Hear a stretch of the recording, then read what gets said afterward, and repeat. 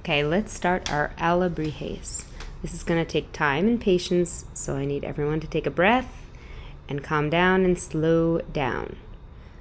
Everyone has a piece of foil, and we've picked out the Alebrije that we want to create. We need a magazine underneath our metal. It acts as a softener. It allows us to press into the metal so that we can get a good embossing. We all have a metal stick, and we're going to trace the outline on the paper. If the detail seems a little too small, you can skip it. You do have to press hard. I know I'm usually saying medium pressure, but with this foil it's very thick and you have to press hard.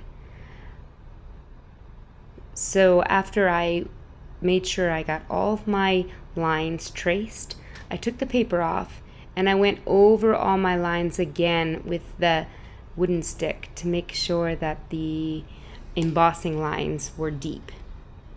That's because we're going to be using the other side of the metal, the side with the raised ridges now.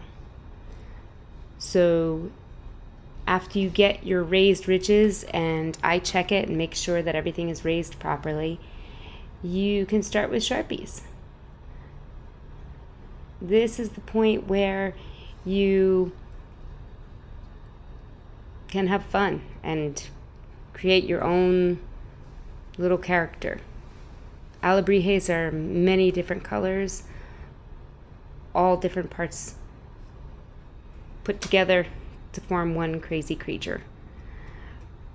A lot of times with the Sharpie, I go back over my space that I just colored after it dries. So you'll see that I fill in a space with color, let it dry for a second, and go back over it to make the color a little darker, maybe the edges a little bit sharper. And you do have to press down with the Sharpie more than you normally would on paper, because you want to make the indent colorful and you want it to be pressed down. You want the raised portion, those lines you created, to stay silver. So we're not coloring on the raised portion of the project. If you get a little bit of marker on the raised portion, it's no big deal. But we're trying to keep in those spaces that we created. I also, after I did it with Sharpie, I turned it over and created some lines in the background just to give the background a little bit of interest. You could do swirls or lines and then I went in with a black Sharpie on top of my colorful Alebrije, and I made some dots, some swirls, some lines to decorate it a little bit more, because like when we saw in the video, Alebrijes were very intricate. So these are going to be a little bit simpler.